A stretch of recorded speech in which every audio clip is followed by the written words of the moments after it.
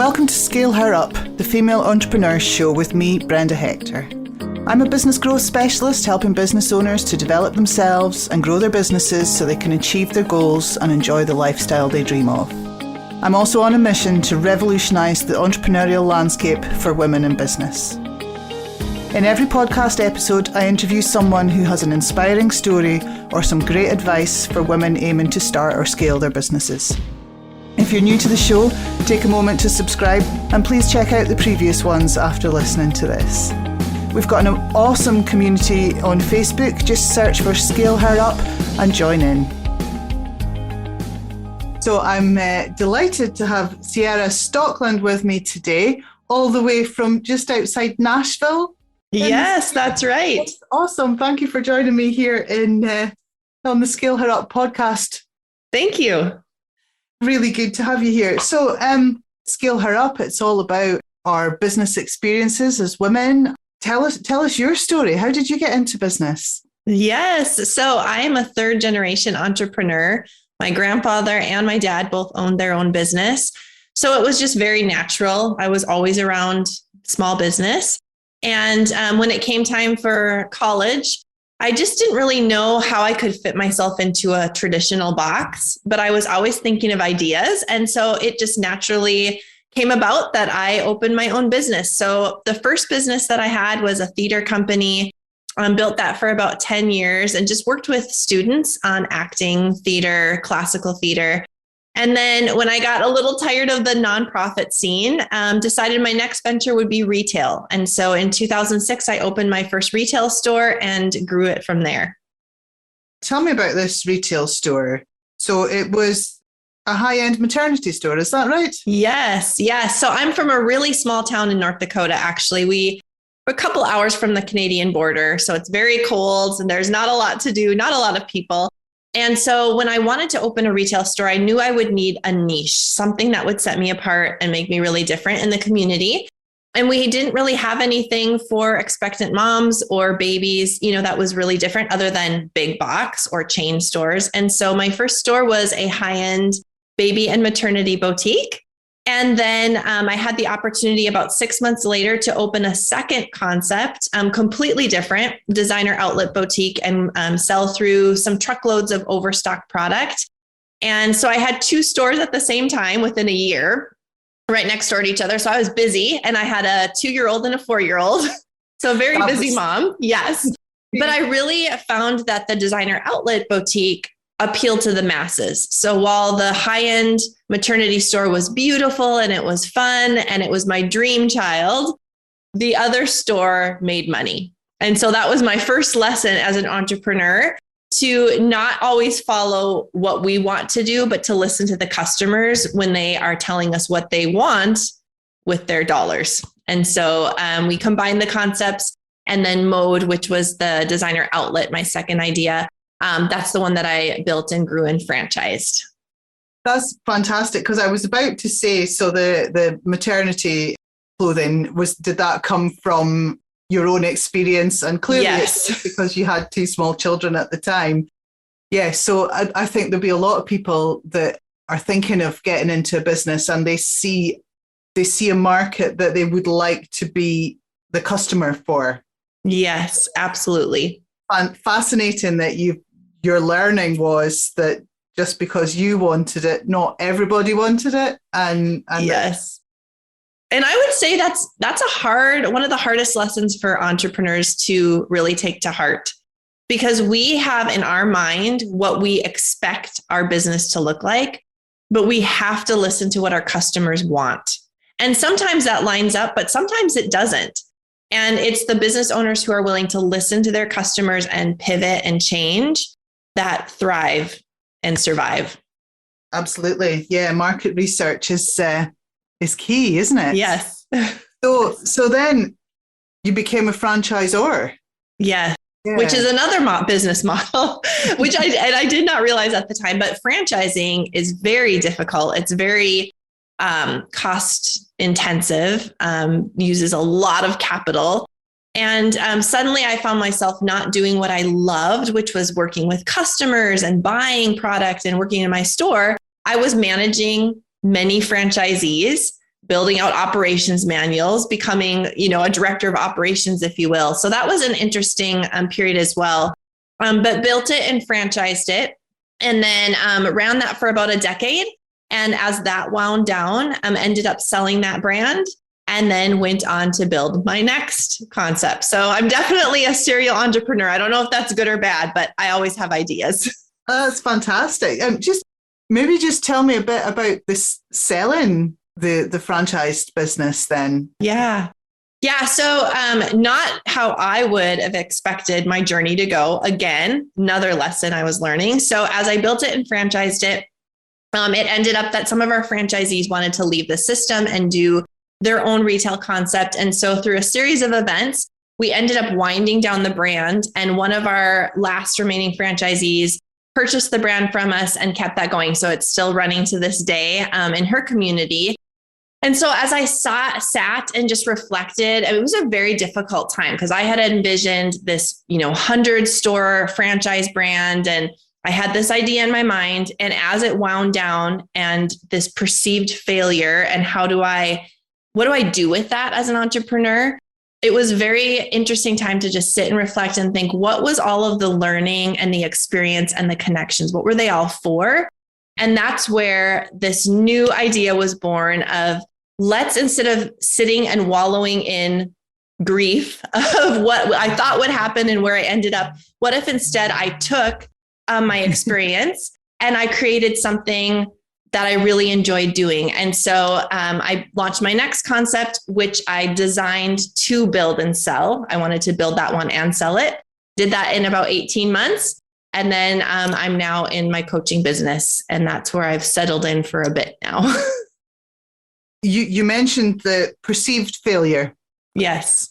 But it's not a failure really, is it? It's not, especially if you choose to make it a lesson learned. But it's hard for us as entrepreneurs because we assume that everyone expects something of us. And so when our story doesn't unravel in the way that we would like it to, it's very humbling, as we think about what do others think? And I didn't set out and accomplish what I wanted to. What does that make me? And, we just have all of these thoughts that move through. But I think for me, the biggest thing that helped push me through was just, what have I learned? What could I take responsibility for? What could I do different the next time around? What were things beyond my control? Because we can't control everything that happens to us, but we can control our reaction and what we do with that. And so that's what I chose to do, and to take that perceived failure and turn it into a lesson learned instead. Absolutely. And from that, the model that you built for the next business took those learnings and you built and sold in 18 months. Yes, my next concept. Yes. So I built a subscription box for boutique owners. So I was becoming, through my journey in retail, very familiar with the needs of boutique owners, the needs of the wholesaler, and how could I match together and build a product that would take this beautiful wholesale sampling and bring that to retailers and match them up, be that matchmaker. And so I knew that I didn't want to run that business forever. I knew there was a problem. I knew I could solve it. So how can I solve it quickly and then sell it to somebody who can then take and operate it? That's one thing that I've really learned over the last 20 years of small business is it's important for us to understand our strengths, what we're really good at, and our weaknesses, what, we're not that great at, or what we really don't enjoy.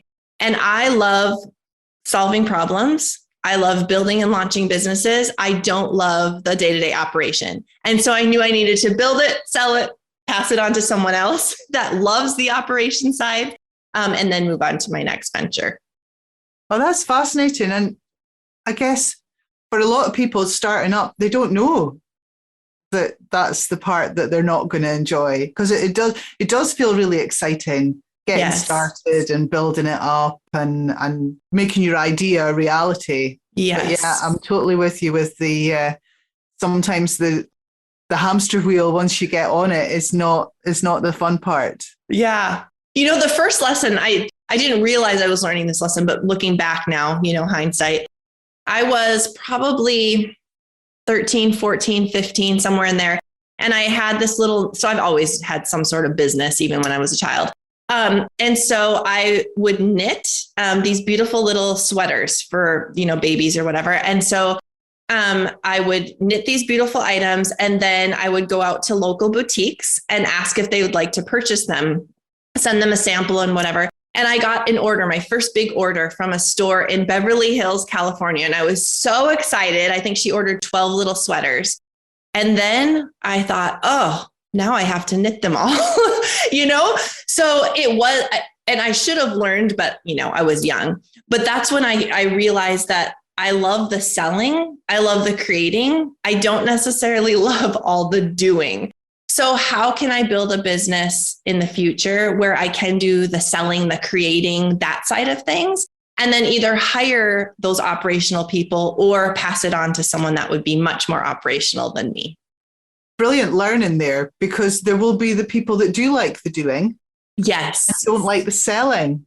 Yes. And, we meet in business, as business owners, we're probably one or the other, I agree. So, yeah.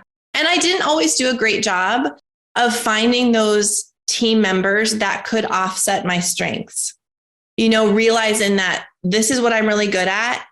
And so I need to find someone that I can bring in as a team member, as an operational director, as a partner, someone that can offset the strength that is really good at operations or that does really love the integrating or the day-to-day. So that's a really important lesson for entrepreneurs. We think we have to do it all. And sometimes at the beginning we do.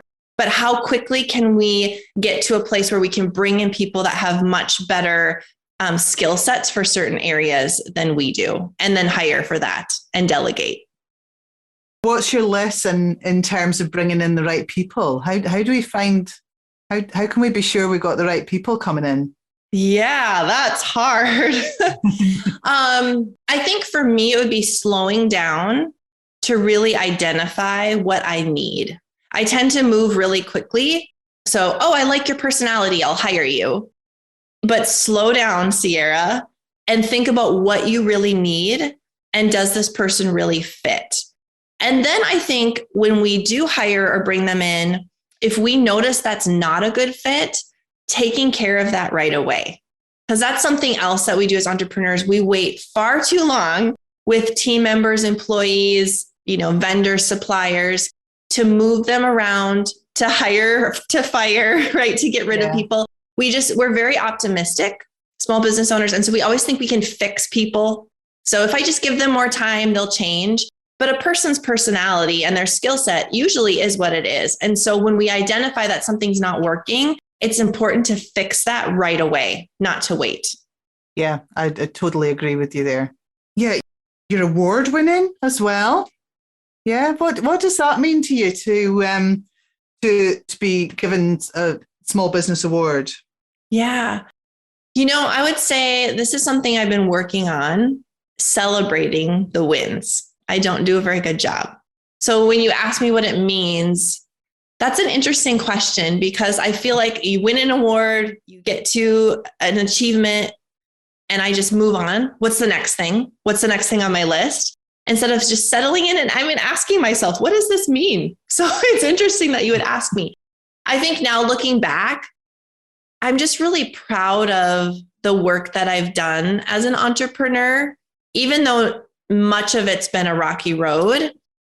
I think it's really neat to be someone who can say, like, I'm living big.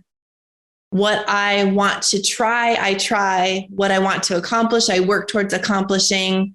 Impacting people, enriching my life, not willing to just settle and sit on the couch, especially when things don't go as planned. It'd be very easy to just withdraw and say, I'm done. So winning awards for me, I think, is just, it needs to be a reminder to myself that I keep moving forward, one step in front of another, keep trying, keep pushing myself, and, keep exploring living big and what that looks like to me. Fantastic. So what have been the biggest challenges that you've had to overcome over the years? I would say learning to manage cash, understanding my numbers, understanding that small business isn't just all the fun, pretty things. You have to understand the inner workings of your business. learning to know myself, learn to say no, really being comfortable with where I'm weak, where I have weaknesses, and being honest about that so that I can change and grow and move forward. I think all of those would be probably my biggest challenges and things I'm still working on every day. So any tips for any of the listeners that are, so you mentioned the numbers. Yeah. Any tips for anyone listening? How you overcome that challenge? Yeah. So I would say with when it comes to your numbers, you don't have to be a bookkeeper. You don't have to learn to be an accountant, but the numbers of your business, just a few simple numbers, tell the truth of the story of what's going on in your business. And you won't understand why your business is or isn't growing. You won't understand why things are or are not working if you don't understand the number side of things. So just being humble enough to say, I don't know, I don't understand, this is overwhelming. And then I always tell my clients, choose one number and fall in love with it. Just start with one. So whether that be your margin or a sales goal number or your net profit, choose one number. And when I say fall in love with it, I always tell them what I mean by that is learn everything there is to know about that one number. So if you're going to focus on net profit for this year, where does net profit come from? What should my net profit be? What are other industry, similar businesses showing in a net profit? How can I benchmark myself? And you just lean into that. And if we choose just one number and focus on that, the others fall in place, but then it's not so overwhelming. Absolutely, because there are a lot of numbers. There are, and it can be distracting. Focus on the wrong numbers. Who's been your biggest supporter? I always think that we can't do this on our own. I would say my husband for sure. He's so patient with me. We were visiting at some friend's place a few weeks ago, and we're sitting down with this couple, and the gentleman that we were with and myself, we were just talking about an idea, a business, nothing that I wanted to do or create, just an idea of solving a problem. And when we left, my husband, Jim, said, Ciara, could you just do one thing at a time? So he's constant. And I said, well, I'm not going to do anything with this. I'm just thinking. But he's so patient with me, knowing that my mind is always working to solve problems and that I always have ideas. Very patient with me as we have built businesses, as we have lost things because of businesses, as we've built again. And I do try to tell him often that I'm just so thankful for his support and his belief in me. He's never doubted that I would be successful. And that's huge, and he's given me the freedom to say, this is who you are and how you're made. Go for it. So I would say he's my biggest believer. My kids, are great. They've grown up around small business. They think I'm a little crazy, but they're always my cheerleaders too. So you're a mompreneur. That's the term, isn't it? There'll be lots of women thinking of getting into business or thinking of scaling up what they've got already and having to do the juggle, the look after be a mom and be a business owner. So what are your tips for making a success of that? Yeah. I think on the mompreneur side, we just have the philosophy, my husband and I, that our kids are welcome members of our family rather than our life revolves around them. And I know that's a little different than what we often hear, but that's worked really well for us because I always say, Jim and I, we chose each other. The kids came into the picture. They're welcome members of our family. And this is how our family runs and operates. And this is what mom does.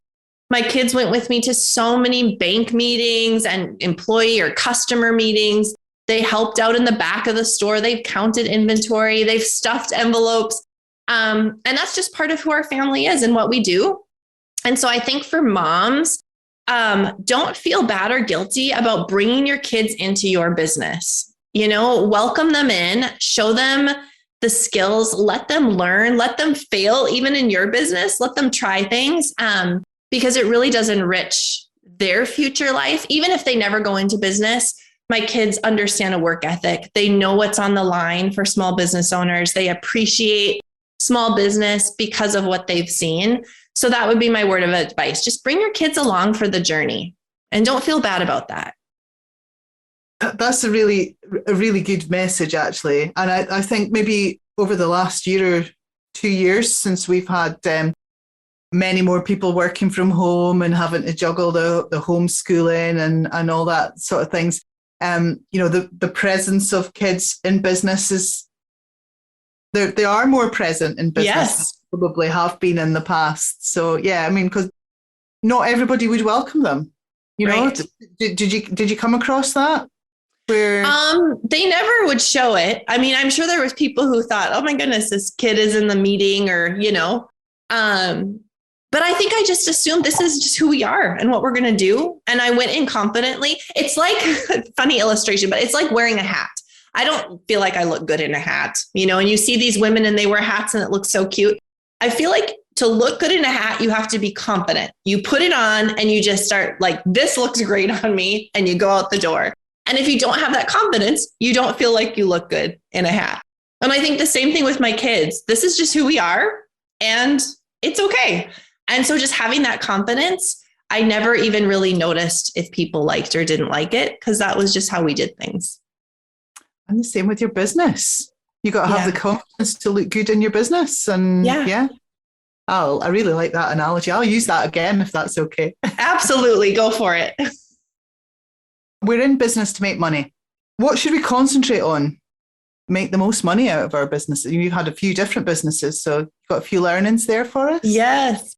Yeah. I think it goes back to the numbers again, understanding your margins, understanding where the profit comes from.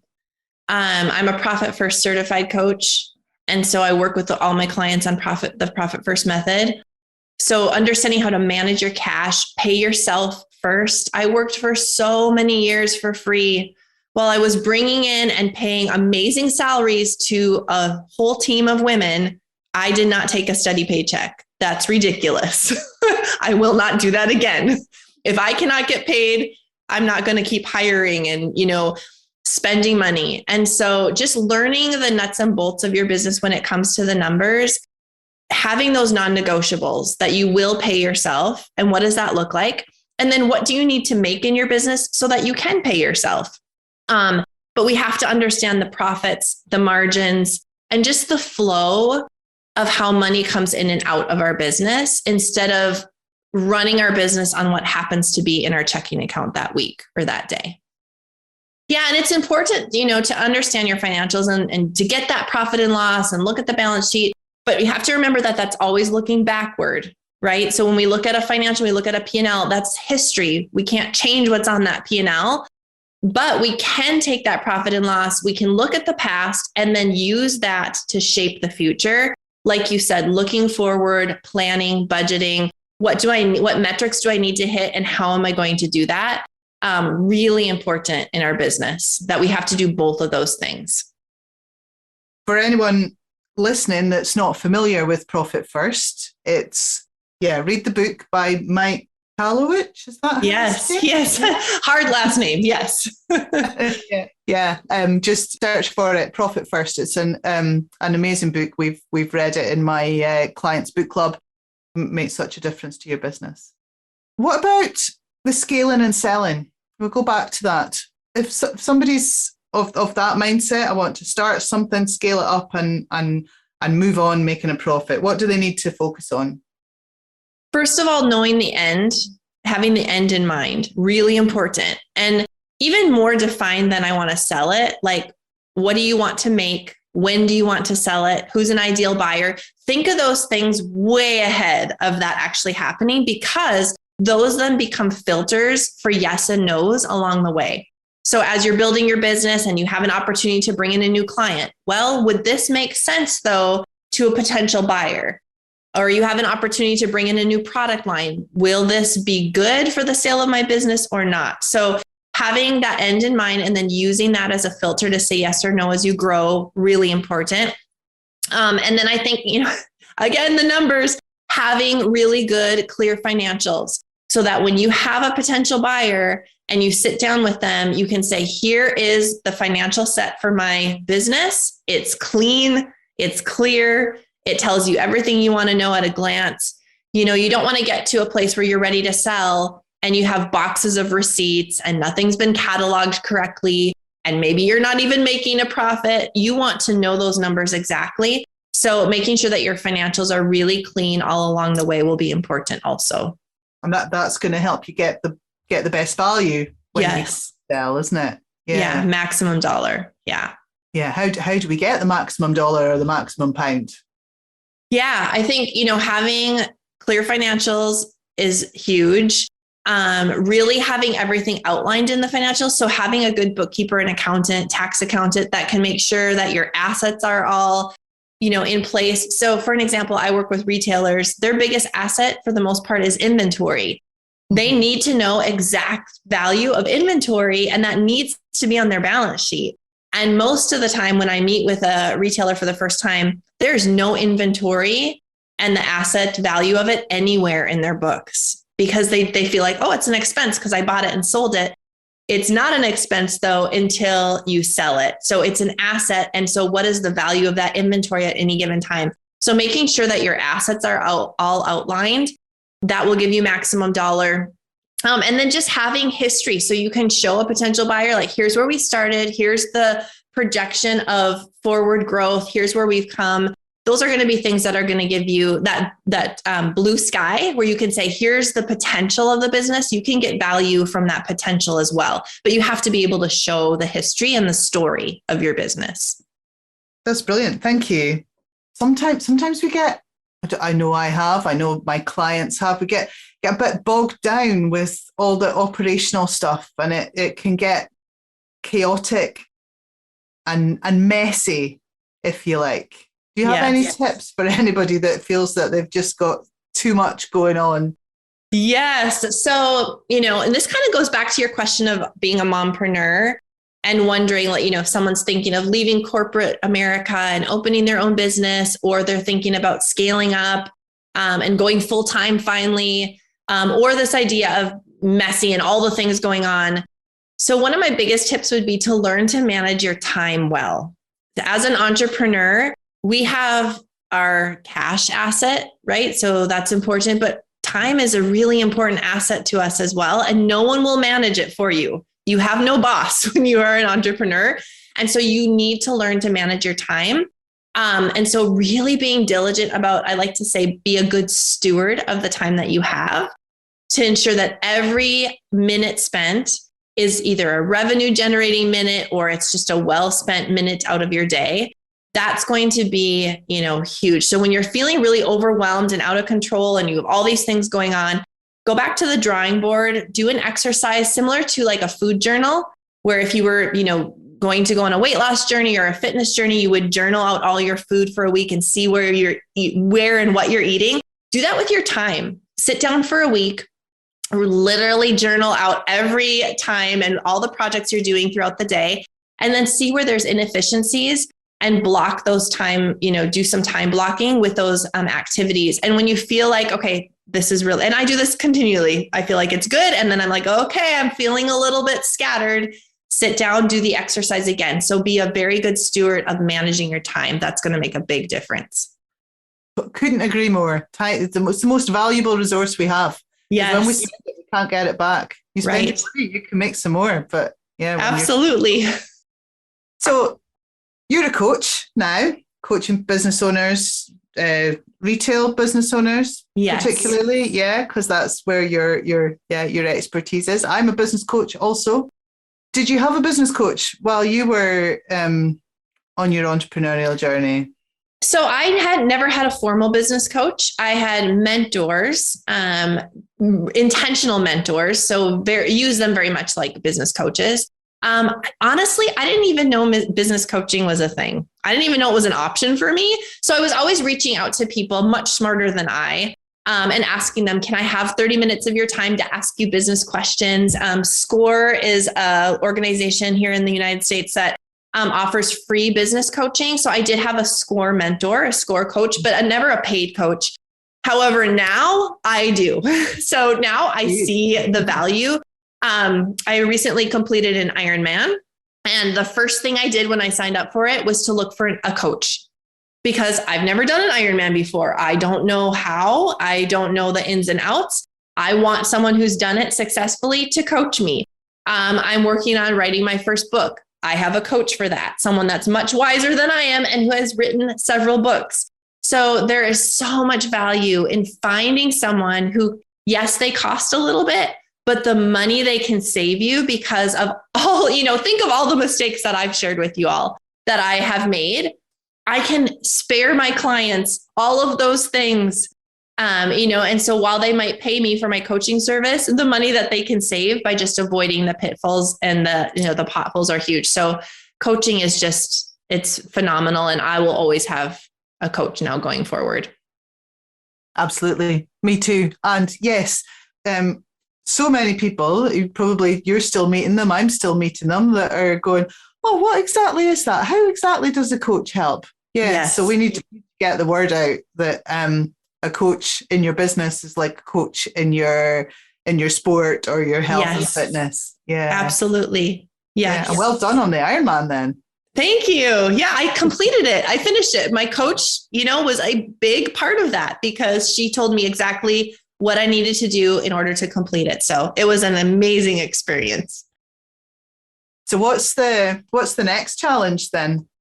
So I'm going to do another Ironman in August. I'll be in Alaska. And my goal now is to work on qualifying for Kona.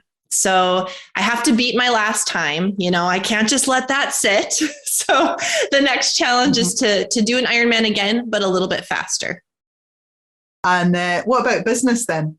What's the next challenge in business? Yeah. So for me right now, I'm really looking at 2022 as a year to just settle in and simplify. So I love what I'm doing right now with my group coaching program. And like I mentioned to you earlier, I tend to always think of ideas and move on to the next thing. And I just want a year of settling in and simplifying what I'm doing and just doing it really, really well. So that's where I'm focused for the next year, just building out what I already have and doing an even better job. And then we'll see what happens after that. Awesome. So you scaling up what you're doing? Yes. Yes. Yeah. Absolutely. Yes. Always. That keeps me excited and waking up and ready in the mornings. Awesome. Well, actually, I'd love to talk to you at the end of next year and see where you are, what you're doing and how it's going. Let's do it. Yes, I think that would be wonderful. I'd love to check in. Yeah, love to hear how you're doing. Ciara, thank you. The purpose of Scale Her Up has been sort of to set out some role models so that, you said second, third generation entrepreneurs. Yes, so third. entrepreneurship is something that you've seen. It was a route that was an option for you, and it's not for many people. They don't see it. So we're getting that. We want to make a difference to the numbers. Here in the UK, only 1 in 3 entrepreneurs are female, and men are 5 times more likely than women to scale their business up to over £1 million in turnover. What do you think we need to do I see it as a revolution. What do we need to do to change things up? I think just having more of these conversations. I think women just need to hear from other ordinary women. Like, I am nothing special. I was born in a small town in a really unpopulated state in the middle of nowhere. But I just, I was always surrounded with amazing people that could inspire me and those stories that inspired me. And I think that's what women need, to just realize you don't have to be anything or anyone special to do what you're called to do. If you have a passion for something, find someone else who's done something similar and ask them questions. Surround yourself with amazing people. And let's just keep spreading the word and telling our stories, because it will inspire people who are sitting at home and they're fearful. They don't know what's going to happen. Does this make sense for me? And you never know if your story is going to inspire that person to say, you know what, today's the day. I'm going to go out and I'm going to try this and I'm going to do it. So let's just keep talking about small business ownership and making it normal. Absolutely. Yeah. Thank you very much. One of my coaches for writing my book is Michael Hebel. He's written a number of books, and he always finishes an interview with, is there something I should have asked you that I didn't? Ooh, that's a good one. I would say, ask me if I would do it all over again. Oh, good question. Yes. Yeah. So I asked this when I decided I was going to open my retail store. I went into a small little boutique and went and talked to the owner. And I said, if you had to do it again, would you do it again? And she said, no. That really surprised me. And I said, so tell me why not? And she told me her story. So I think it's an interesting question to ask. I would say absolutely yes, I would do it all over again.